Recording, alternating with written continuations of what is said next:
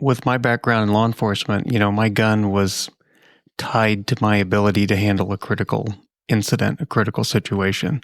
So a part of staying calm is just knowing that you have the firearm if something happens. And when I started traveling overseas, I had a lot of friends that thought the same way. Their comment was, I can't believe you're going to go overseas without a gun.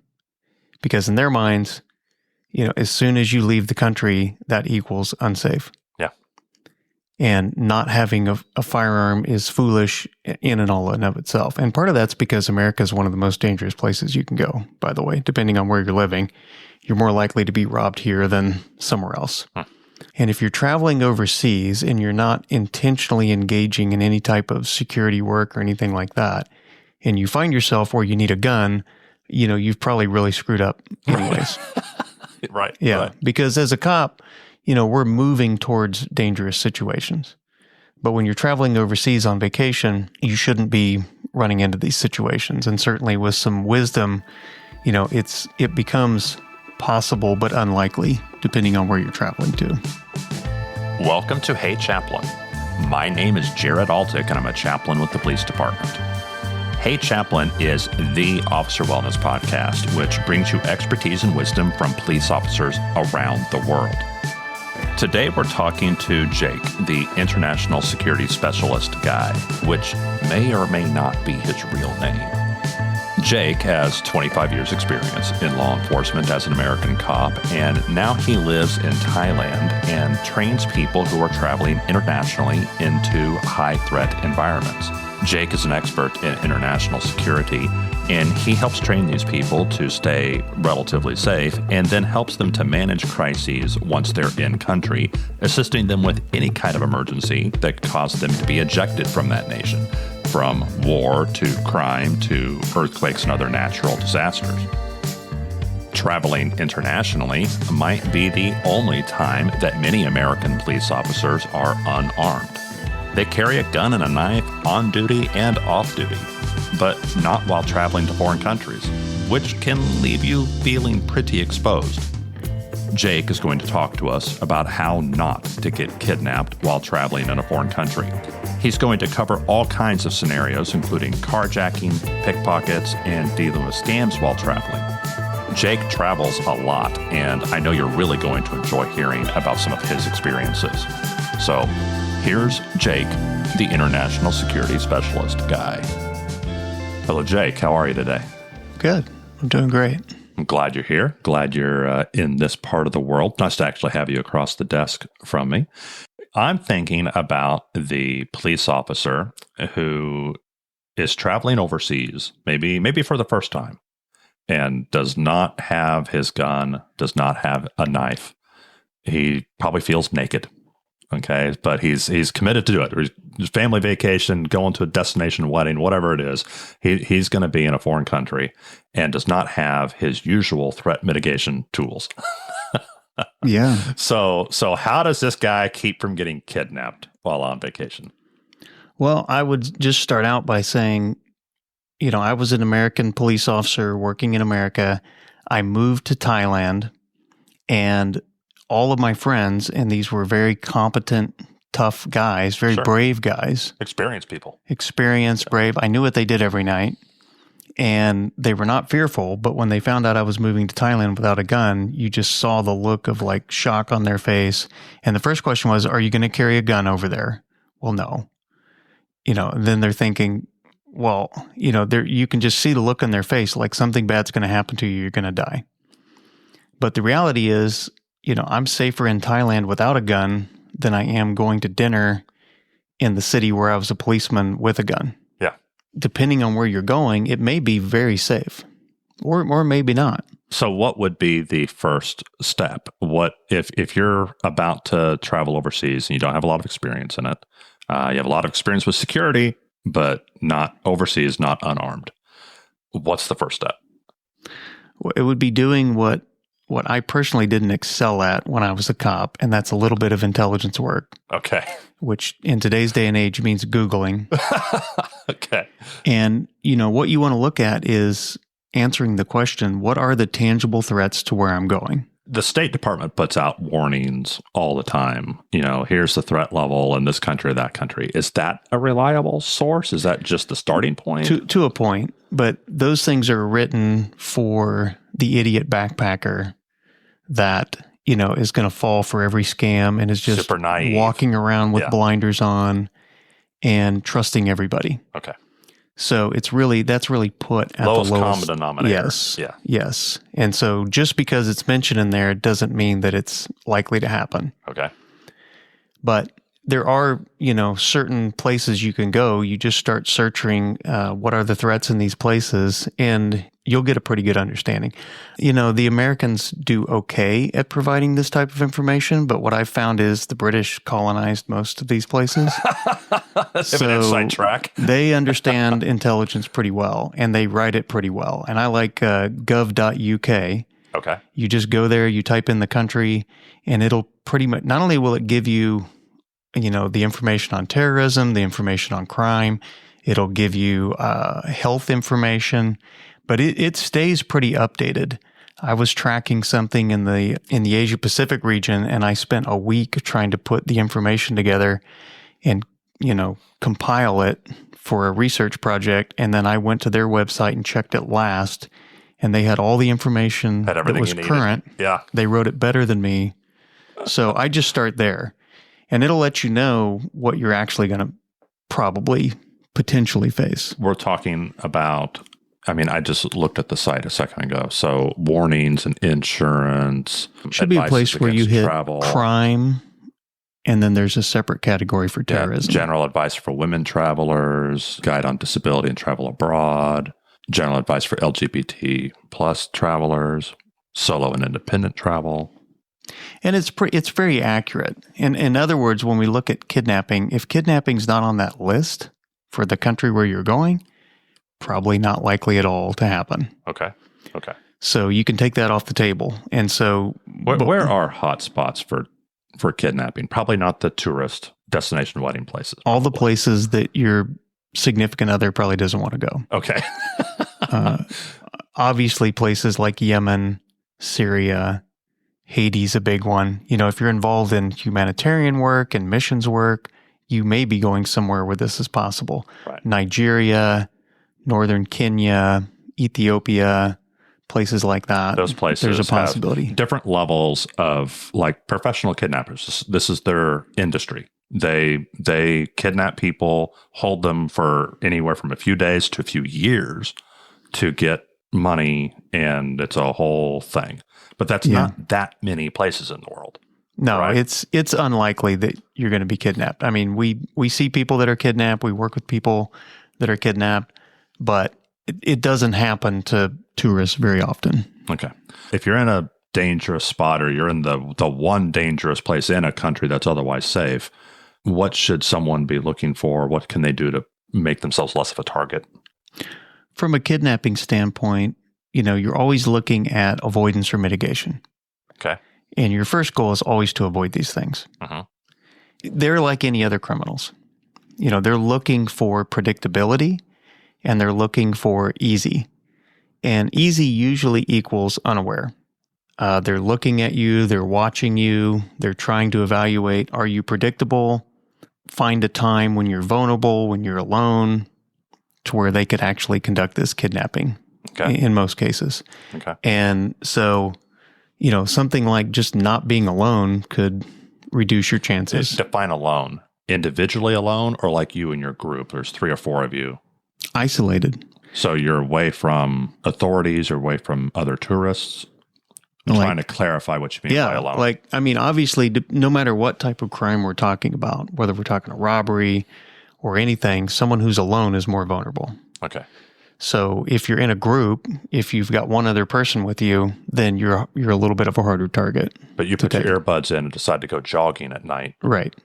Yeah, you want to get your 5 miles in or whatever you're doing, and you go out at night not understanding anything about the neighborhood. You're traveling alone in the dark, isolated, you're more vulnerable. All criminals are trying to build confidence. That's what they're trying to do. Whether I'm going to punch you in the face, I'm going to stick a knife in your face to take your wallet, or I'm going to kidnap you, they need confidence to commit that crime. That goes back to just being alone. It's easier to kidnap someone who's alone versus someone who's in a group. So their confidence goes up a little bit. Easier to get somebody that is predictable. Yeah. And easier to get somebody who's distracted. Unaware is the main thing. So we're still on the avoidance piece. If you're aware, you're less likely to be kidnapped because criminals are the same the world over. Uh-huh. They're looking to utilize speed, surprise, and violence of action to gain compliance.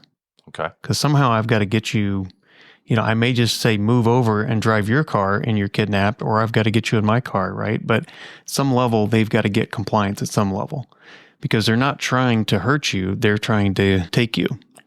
Right. They're trying to turn this into a way for them to get paid. Yeah. You're not actually you are the victim, but you are the leverage so they can victimize someone else and get money. So you were telling me earlier that a traditional kidnapping of a tourist is going to be relatively rare, but carjackings could be a little more common.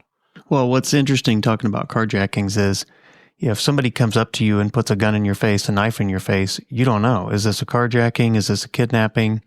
One of the best indicators is just having done your research. What type of situation might I face? Uh-huh. Because initially you're not going to know. But the good news is avoiding either one of these things is similar. I want to be aware, alert. I have my head up looking around.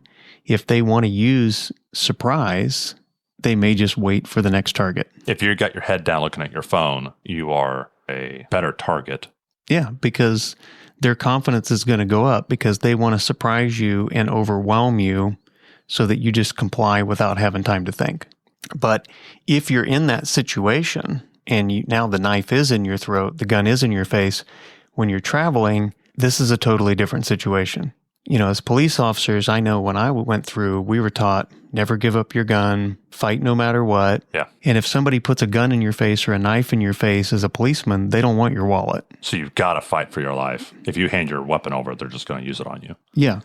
But now you're in a car. That's not the case here. Right. You're in a car with your family, probably. What are we going to do in this situation? Because now we don't have a gun. And now we have to understand the difference between dealing with a knife or a gun as a police officer and the reality of what we're facing right now. And what we're facing right now is almost certainly an economic crime. Mm-hmm. Doesn't matter if it's a kidnapping, a carjacking, a robbery. I'm probably dealing with an economic crime. Now I'm into mitigation and not avoidance.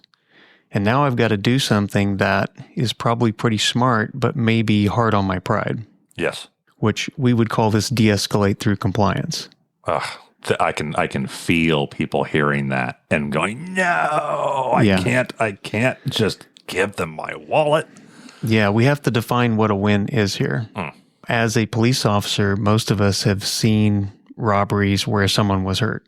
And if you talk to the criminal, it's almost certainly, well, they should have just complied or they should have complied faster. Because when a criminal comes up to you with a gun or a knife, again, they're using speed, surprise, violence of action. Well, the violence of action they're using is the weapon, displaying the weapon, and they assumed that they would gain compliance by showing that weapon. And when you don't comply, they're going to escalate that level of violence to gain compliance. I mean, if they wanted to stab you or shoot you, that would already be happening. So the reality is, you may not even understand the language that's coming out of their mouth, but the first thing you want to do is show compliance. That's hard. But that is the smart move. Yeah. In that situation. Let's talk about local law enforcement for a second. I do a little bit of traveling, and there's always rumors that, they'll find some problem when you're going through a checkpoint, and they'll keep you just long enough to miss your flight, unless you pay them. Do you think that's a common thing in most countries? Do you think that's really actually pretty uncommon? Is that more of an urban legend? I think that there's places where you might experience that. Okay. But what I would say is usually when I find a police officer, I interact with police officers, I do identify myself as law enforcement, and I find it to be helpful and not a hindrance. Really? Oh, yeah. And I have a lot of experience doing it. And usually there's a there's a language barrier. So I'll give you a story to explain the first time I did this, because the first time I did it, I was very nervous about it. And I was in Djibouti, Africa. There's a big military base there. I was not associated with the military. Right. No, I was there, doing other type of work stuff. And so I went to I was in the downtown area, and there was a restaurant where a terrorist attack had been a few years ago. And so these special police were sitting outside. And I thought, okay, a friend of mine, he was in the military. He told me he always identified himself, and it always worked out good. And I thought, I don't want to do that. But I saw these guys, and I said, I'm going to go up and shake their hand and tell them that I'm law enforcement. So I go up, I hold my hand out. He takes my hand, and it's like weak. He's not gripping it tight. Right. It's just, a weak handshake. And I'm looking at him, and I point at him, and I said, police. And then I pointed back at myself, and I said, police. And I saw his eyes got bigger when he understood. And his handshake got tighter, and a smile came on his face. And it was good. Yeah, so this has helped me out a lot. I've been pulled over in a few different countries, as cops tend to get pulled over. I've been written a ticket in Ukraine, and I've been stopped, and I've gotten out of a ticket in Ukraine. Okay. I've been pulled over in Poland. I deal with law enforcement all the time. They were not going to let me into Romania, and then I explained to them as I was a police officer, and they let me in. Wow. Okay. Yeah, because I didn't have my international driver's license was expired. Oh, okay. And they were going to turn me around. So I like identifying myself. I think if I was being hassled by the cops, I would identify myself. The only time it didn't work out great for me was in Beirut, Lebanon. They weren't very excited to meet an American cop, so chalk that one up. But now we know, right? Right. That's really But good. yeah, I've identified myself to police officers in Uganda, all kinds of places, and they're typically excited to meet an American cop. Have you ever been in a situation where you thought, I might get taken here? No, I've been in situations where I thought for sure I was about ready to be robbed. Okay. That happened to me in Kenya. I was doing things at a venue, and I thought I would be smart and stay at a hotel close to the venue. So I had a short walk. But this was a mistake, I think. I think I would have been better off staying further away and taking some kind of transportation that didn't put me on the street. Okay. Because even though it was a short distance, I had to walk back and forth every day for like 3 or 4 days. Yep. But in that, you get a baseline of how people are responding to you. And I never felt like there was a problem. I was walking with my wife every day. No problem. I'm looking around. Then someone had a suitcase at the venue that I had to take back to the hotel. And as soon as I walked out on the street with that suitcase, everybody was looking at me differently. And I thought, oh, this is not good. I've only got like 4 blocks. And I had a car pull over and stop, and he banged on his door and tried to get me to come over to him. And I knew I was close to my gate to get back to my hotel. So I just kept walking, and luckily nothing happened. But yeah, I was almost certain that something's about to happen. Yeah. Yeah. I've never had anything noteworthy of like that. I was in the Philippines. I had a bag stolen, but we weren't robbed. I mean, there was a group of bags, and I'm the lucky one whose bag was the one taken. And so it's a matter of like, okay, how do you find clothes for a guy my size in the Philippines? Right. Yeah. That was a little bit of a challenge, but I've never actually had anyone confront us, but we tend to stay to the touristy areas, and when I was doing mission work, I was always in a big group. And so a lot of places, the threat is not that kind of crime. It's going to be more petty crime, like maybe pickpocketing. There are places where pickpocketing is a big deal. What can we do? What can we do there? It's the same principles? I was in Paris during the Olympics, and that's, of course, a big hotspot for pickpocketing. And what I tell people with pickpocketing is, first of all, you're more likely to be carjacked than you are kidnapped. You're more likely to be pickpocketed than you are carjacked, right? Right. So it's fun to talk about kidnapping, but these other things are more realistic. Well, the reality is you're actually more likely to leave something behind than you are to have it pickpocketed. I've come across people trying to pickpocket me in India. I took the train system in India, which is crazy. If you really just want to try something different, then do that. But I'm making friends with a guy who he speaks English. It's a big deal to make an American friend there. So I'm talking to him and he's asking me questions. And then I see these ladies, the train's moving. I see these ladies come behind me with babies.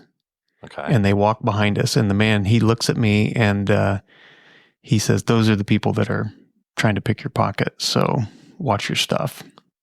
So it's out there. But the first thing I tell people about pickpocketing is just have accountability of your stuff. So when you're traveling, you have a lot of transitions. You're sitting down at the restaurant. You're sitting down at your gate. You're getting on the plane. You're getting off the plane. You're getting in the taxi. You're getting out of the taxi. And these transitions are where people just end up turning around and like something's missing. Yeah. So that's the big thing. Your bag was right behind you a second ago. Yeah. But you turned and you pick it up and you put it down. And, you walk away to use the bathroom, but your phone's charging, and then you come back and it's gone. See, I'm paranoid enough that made me anxious just hearing you say this sentence. Yeah, I can't bear to leave something like that. But I understand why people do. Yeah. Well, that's communication. If I'm traveling with a family member, then I'm just telling them, hey, I'm going to the bathroom, watch my bag. Yeah. Right. And then the other thing I would say is people, they leave their bags unzipped and stuff falls out. Oh, yeah. I mean, I was traveling in Ukraine and we took the bus and then we had to make a train. Well, nobody told us you had to go like 8 blocks from the bus to the train. So we're literally running it. And when we get there, this guy I'm traveling with, he lost all of his travel cards. He lost cash. He lost a bunch of receipts that we had to turn in. He just had his bag open. So running with a bag that's not secured and stuff's falling out. So what this means to me is when we look at pickpocketing, the big thing I want is I like to have a bag that I can move to the front so that I have visual accountability of my stuff. Yeah. And I can also just look down and see that the zippers are closed. Yeah. I like to do this on a motorcycle too, right? It's the same thing. Yeah. And sometimes if I get on a train with people, I'll physically just put my hand over the zippers so that if I'm distracted, I look away. I mean, there's just no way for people to get my stuff. Or I'll take the stuff out of my back pockets and move it to my front pockets so I can just put my hand on it. I feel better if I'm moving through a crowd and there's 10,000 distractions. If I can physically put my hand on my wallet, my phone, because it's in my front pocket. Yeah. That just makes me feel a little bit better because I can't guarantee I won't be distracted. If somebody cries for help, if somebody comes up begging for money or what, I can't guarantee I won't be distracted by that. Yeah. And I mean, you probably won't experience this traveling, but I know a story of someone he was packed in so tight in a van that he felt someone reaching in his pocket, taking his money, and he couldn't actually move to stop them. Oh my goodness. Yeah, he was packed in that tight. So what I do is when I feel things, getting tighter and I feel the crowd pressing in, I just like to have a bag that I can move to the front. Mm-hmm. And then I have visual and physical accountability for it. And if I have to set it down, then I will ask someone to watch my bag. Do you carry a dummy phone or dummy wallet, or are you just willing to comply and give up the real thing? Yeah, that's a great question. Sometimes, and I used to more than I do now, I used to carry a dummy wallet. And for me, I travel so much, I have everything in duplicate almost. Okay. But what I would do is I would more just empty the important stuff out of my wallet, and I would keep like gift cards that look like credit cards in there. And I would put a little bit of local cash, and I would keep the good stuff, my passport, the real, the bigger amounts of money, real credit cards that I needed somewhere else. So when I would pay for something, they would see me take out the dummy wallet. I'm actually using cash out of that wallet. Yeah. And if I needed to have a credit card in there because I need to use it, I would use one, but split, I'd have a separate credit card somewhere else. Right. So if I'm robbed, I can de-escalate through compliance. Here's my wallet. They would open it up. They'd see cash. They'd see cards. They're happy. And if they've been observing you, yep, then that matches what they saw you use. Yes, exactly. At the store. Yeah. And as far as the phone goes, I do travel with two phones oftentimes for different reasons. But if you're somewhere where this is happening a lot, there's a lot of people that just carry an extra phone just to hand to them when something happens. I think, there's so much to traveling overseas, but one of the big things is transportation. If you're going somewhere and it's not all inclusive and everything's provided, then you just have to look at, how do I get from point A to point B? How do you pick a taxi? Yeah, that's an interesting topic.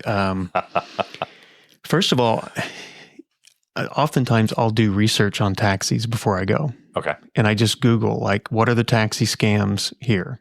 They'll tell you, do they use a meter? Do they not use a meter? Getting scammed out of a few dollars is not a big deal. I've got margin in my budget for that. But there's a lot of things that you don't want to deal with taxis. But, the big question is public transportation safe, or do I want to secure private transportation? And you should know this in advance. Yeah. Like India, for instance, the chances of a woman being assaulted on a train, a public transportation, is pretty high. But we can totally eliminate that threat by just hiring a private car. Okay.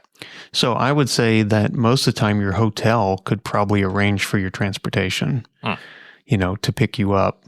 But I mean, honestly, any Uber or whatever equivalent they have and or a taxi is probably going to safely get you there.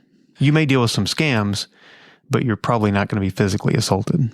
What about other scammers? It's not unusual to be traveling through a place. Some cultures, some countries do this way more than others. But you'll get the hard sell, the guilt trip, you need to do this. One time I actually fell for it. We won a prize. Yeah. And sure enough, we were in St. Martin. They saw us coming from a mile away as our first trip overseas as a couple, as vacationers. And they're like, "You won a prize." And these two young girls were telling us that we'd won some prize. We didn't win a prize. We won a prize of sitting through a 3-hour timeshare. Right. Yeah. Scams are an interesting topic because there's probably not a physical safety issue, but it has the potential to destroy your memory of that place. Oh, yeah. And it's the time that they're mostly stealing from you. Yeah. Because that's your one day to do whatever is on your itinerary. Yeah. And if you now have your family has this memory, this negative memory attached to it, it can be pretty catastrophic. So somebody comes up to you in a public place and they're trying to get you to hire them to drive you somewhere. They're trying to sell you something. Do you have a way do you just keep walking? I mean, is there some technique to dealing with the people that want to stop you and start talking to you and trying to sell you something? Right. Well, you said it. I mean, don't let people stop you because they're trying to freeze you in place. So I keep walking. Occasionally I'll stick my hand up and say no, but beyond that, you just ignore them. Yeah. Once you engage, right. I feel like now I'm trapped. But talking about scams in general, I have these certain clues that I'm looking for. And the more I can add up, the more I think, okay, this is most likely a scam. And one of the big things is anybody that engages with me that I didn't initiate contact with. So what I'm saying is if I leave, and this just happened to me in Bangladesh, as soon as I start to leave the airport, I know everybody's going to be trying to be my taxi driver. Right. But it's almost a personal rule that I avoid the first person that comes up to me. If they're that motivated, and they may be innocent, but 9 times out of 10, if somebody initiates and is really trying to sell you something, it's probably a scam. I'll keep walking. I can always turn around and re-engage with that person. Mm-hmm. But I'm looking for someone who's trying a little less hard to get my business. And it could be good or bad. I was in Ethiopia and I had this guy came up to me and he spoke perfect English. He was really trying to get me to use his taxi. And I was like, no, I don't trust this guy. I don't like this guy. And I tried for like 40 minutes to find a better taxi that I liked. And then I ended up going with him and he was great. Yeah. Okay. But my point is, you can always go back and re-engage with someone. Yeah. But if they're trying to sell me, something at the tourist area, if they're trying to give me a ride in a cab, I'll keep looking for somebody else. Yeah. My worst cab experience was actually in New York City, right out of LaGuardia. I had a guy that just would not leave me alone, and I got guilted into using him.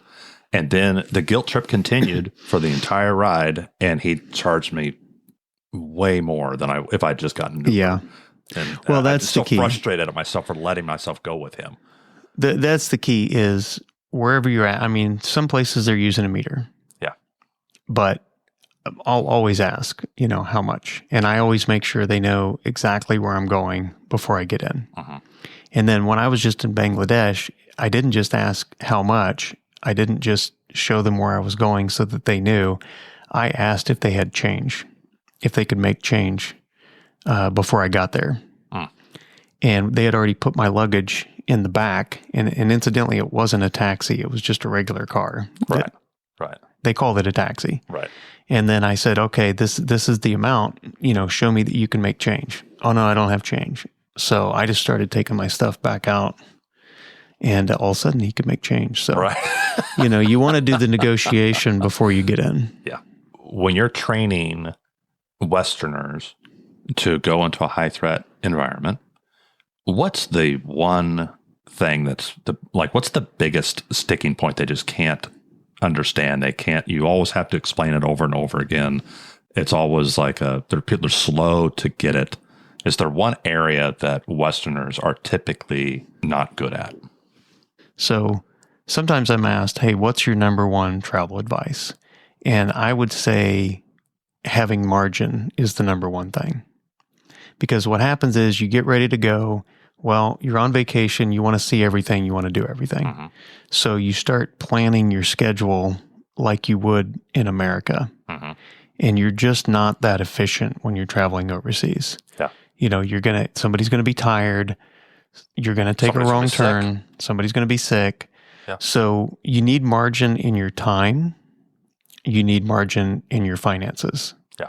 And if you have margin in your time and your finances, a lot of the hassles with traveling, they won't be a problem. Yeah. In other words, if you get scammed, if you buy something and it's no good, or you get charged a little extra, you feel like you're being cheated, in the grand scheme of things, you've got margin in your budget. So it's okay. Yeah.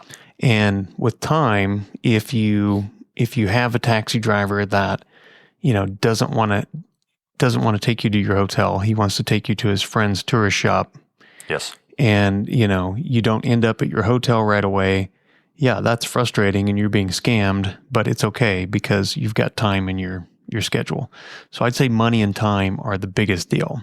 And also from a security standpoint, if you see someone at the bus stop that's making you nervous, if you have to make that train, you're going to take risks that you don't need to take. Go back, get a cup of coffee, wait for the next train. That's a big deal. Yeah, that margin helps. Yeah, I'm that way, especially with my schedule. One time we were on a cruise in Mexico, and the taxi driver decided to take us on the scenic route, and I think he was just wanting a bigger tip. And I don't think it was dangerous or anything like that. I think he was kind of innocently like, I'm going to show these people the best route where they can see out over the ocean and all that kind of stuff. But man, that 5-minute trip was like a 25-minute trip. Yeah. And I'm trying to explain, like, I'd really like to go back to the ship. And he's like, oh, but look what you can see. And it was not what I wanted, but I had time. Yeah. I wasn't taking it down to the wire. And so it's not what I wanted, but it didn't hurt us. We were still okay. Yeah, I was in India. I was at a place called Red Fort in Delhi, and I'd never traveled the city on my own. It was actually my first time out alone with just me and my wife overseas. And we picked Delhi, India for this. And we wanted to take a rickshaw.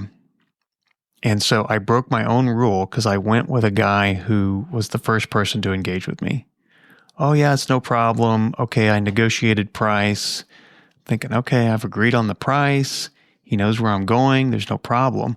And he kept taking us away from where we needed to go, back to the train station. Which, by the way, if you download offline Google Maps, you can Yep. track that and make sure they're taking the right way. And we kept telling him, no, we need to go back. Oh, it's okay. Well, I'll take you over here. You can see this old part of the city. And, he kept saying, you're happy, I'm happy, and he kept saying that. And eventually we were going to miss our train. Yeah, and I not had happy anymore. Yeah, I had a speaking engagement. And so eventually my wife was just like, we're not happy. Stop the vehicle. And we had to get out and walk. But from scams, I look at anybody that initiates contact with me that I didn't ask for, anybody that offers me something for free, anybody that tries to divert me from my original path. Yeah. So I don't know what the scam is. It's like you riding in that taxi. Like, I don't know why you're doing this. Maybe because you want a bigger tip. I don't have to totally understand it. I'm just trying to gain awareness that I think I'm being scammed here. Yeah. I was concerned, and he took it. We were in Mazatlan, and it was beautiful. And I think after it was over, I think he was doing it pretty innocently. Oh, something for free. Yeah. Well, he wanted a tip. Yeah, exactly. But in the moment, I'm like, how do I get out of this situation? Because I was like, I don't want to go up this hill and look out over the ocean. Right. I don't know where he's taken me. And that really bothered me. And then we went right back down the hill to the ship, and I'm like, oh, okay, well, still better safe than sorry. Jake, thank you for coming in today. I really appreciate it. You've probably won the award for longest trip to my studio coming from Thailand. So thank you. I appreciate it. Yeah, well, it's literally on the other side of the world. You can go east or west and get there. So I think it's about as far as you can be. You may maintain the record, I'll bet. Yeah. Probably so. Yeah, that's awesome. Thank you. I want to thank Jake, the international security specialist guy, for coming on the show while he was in the country. Hopefully I can get him a few more times. I have several more topics I want to talk to him about. But this topic was at the top of my list. I love to travel. I traveled a lot as a kid growing up, but then Mrs. Hay Chaplin and I got married and started a family, which meant several years of not really traveling at all unless I was on a church missions trip. But in the last decade, we've rediscovered the joys of travel. And that overlaps almost exactly with my time in police chaplaincy. So when I travel, I look around the group of tourists that I'm in, and I play the game, Spot the Vacationing Cop. He's almost always the sunburned guy with the short haircut, seated with his back to the wall, facing the entrance, looking like he's simultaneously planning his escape route and also how he would use a bottle of sunblock as a weapon. I feel you, brother.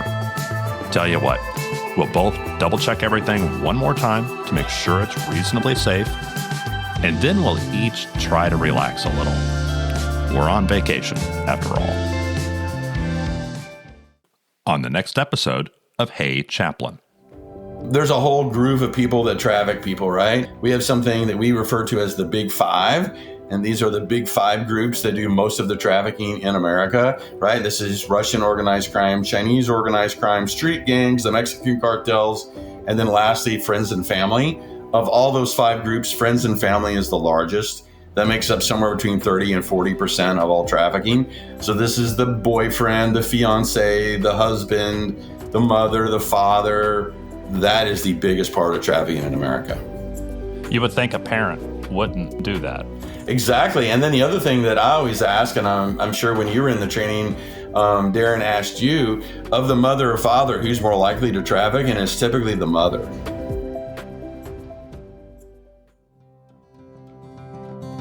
This show is free for everyone because of those supporters who are quietly helping behind the scenes. If you want to help this show reach more cops, chaplains, and other first responders around the world, please follow the link in the episode description to support the show.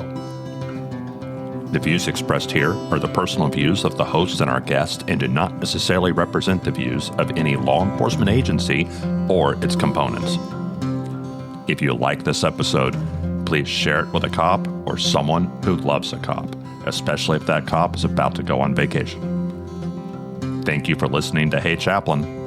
And as always, pray for peace in our city.